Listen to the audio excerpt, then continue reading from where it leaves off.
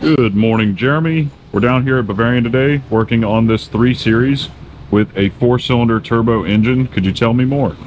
Yes, so this car has about 105,000 miles on it and was running pretty well, but we're doing some major preventative maintenance. These N20 cylinders, right around 100K, the plastic timing guides will start to break apart. It happens on just about every one of them, especially the ones that don't get the best oil change history. This is the new set of guides along with the chain. Nice and pretty, but usually starting right around there, when they get up in miles, they'll start to splinter apart.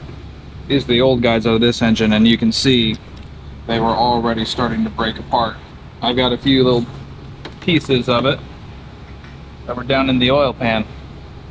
So it's really good that we're here, because eventually that would have started splintering apart more, and then that could have cost them an engine. It's a lot of work. This is an all-wheel drive model, so we actually had to take the whole front axle, front suspension out to do it. But now I'm going back together, new oil pump chain module. We'll replace every seal that we remove, and it'll be much happier when we're done. Awesome. Thank you, Jeremy.